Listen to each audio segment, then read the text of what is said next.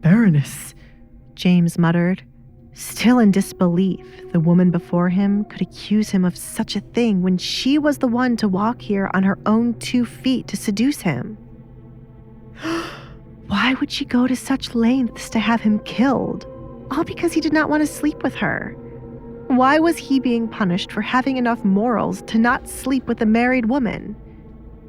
If I were to run out and cry to the other servants, they would call the town guards to have you dragged out.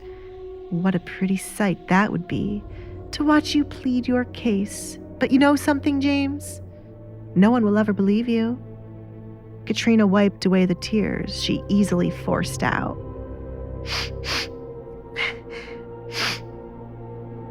You are just a butler. Your life means nothing compared to mine, a baroness. That is why you have to climb up the social ladder like I have, and I will continue to do so with your help. I won't go crying to anyone about what you have— I did nothing to you. James stopped her. He always knew she was sly, but to speak as if he had really done something to her really showed how much of a fox she was. According to my eyes and the eyes of my maid, that is not true. How evil of you to not feel guilty for what you tried to do to me. To think we sheltered such a monster in our home for so long. You could have harmed my daughter at any time. Maybe you already did and silenced Kate with your threats. Katrina gasped, using her hand to cover her mouth. Your daughter knows I have never been inappropriate with her. Are you truly evil to do this to a man because he rejected you? I am a good man, Baroness. The words you are uttering can have me killed, and my mother yelled at me for as long as she lives, said James. He was concerned about what would happen to his mother if this lie would spread. Such a rumor, whether true or false, would ruin him. Well, you should listen to me well if you wish to save your mother from being tormented for raising a monster.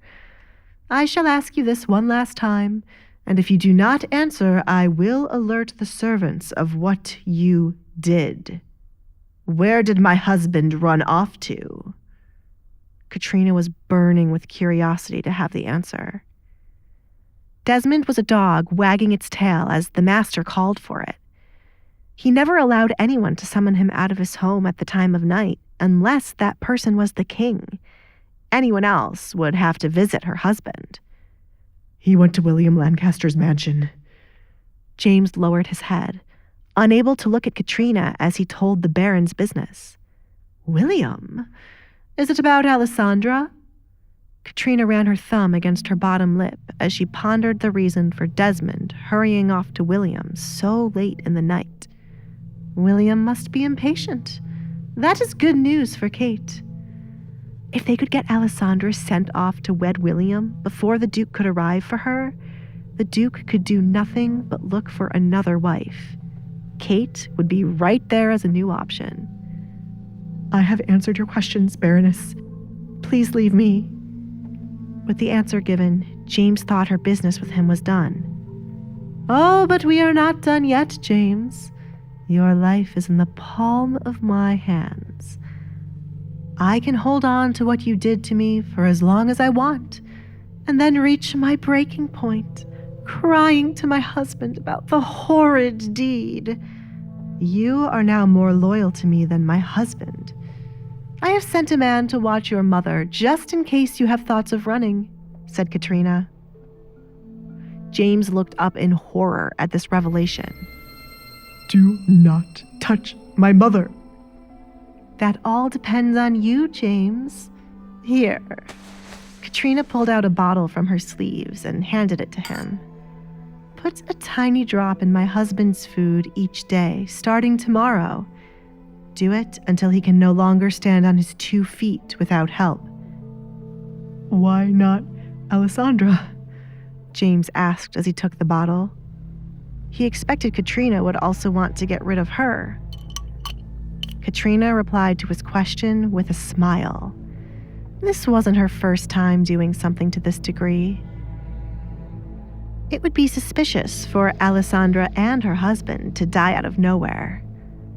Katrina did not need to kill Alisandre, as the cursed child would soon be out of her sight. By the time her husband died, Alisandre would already be married to William and never be able to set foot in this house. How are you so sure I won't put this in your food instead? James asked as he inspected the small brown bottle. Because you know I won't hesitate to kill your mother if I feel the slightest bit sick. You know, all of this could have been avoided if you answered my question in the first place, Katrina said, feeling a bit of sympathy towards him. She wouldn't have gone to such lengths if James was a proper man.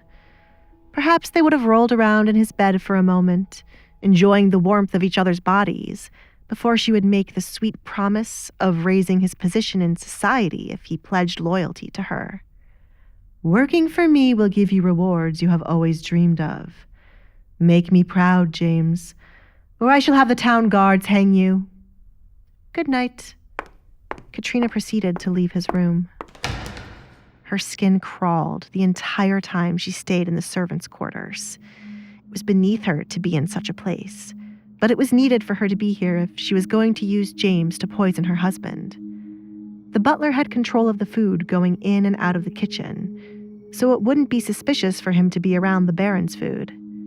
Katrina regretted not seducing James long before, so he would be more loyal to her. Do you wish for me to watch his door for the rest of the night, Baroness? Crystal, a middle woman who had been Katrina's personal maid for 5 years, asked with her head low. James won't be leaving his room to speak to anyone. I have dealt with men like him before. He is scared out of his mind and will do as I say to protect his mother. Eventually, he will try to get something grand out of this. He will realize I will either kill him or continue to keep him by my side in the future. The outcome depends on what he does tomorrow. Here. Katrina took off a ring from her finger and tossed it to Crystal. For your continuous loyalty. Thank you, Baroness. Your kindness knows no bounds. Crystal dropped to the floor to show her thanks to Katrina. Katrina continued to walk, ignoring the usual compliment she would get after paying Crystal. Her maid saw the ring as a kind gesture, but Katrina saw it differently. If her plans were to be exposed and anyone started to question why her maid had expensive jewelry, Katrina would claim Crystal had been stealing them from her. She would claim Crystal threatened to expose the shameful thing James tried to do to her if she wasn't given jewelry. Besides Kate, no one else mattered in Katrina's eyes. In this cruel world, she had to be cruel to get what she wanted. Playing the role of a woman madly in love with the newly divorced Baron was her most successful plot to this day. However, she was not done yet. Everything the Baron owned needed to belong to her and Kate. Katrina halted, suddenly remembering one last thing she needed to do as a backup in case she read James wrong and he would try telling the Baron of what she did. Crystal, she turned to her maid. We must get to my bedroom quickly.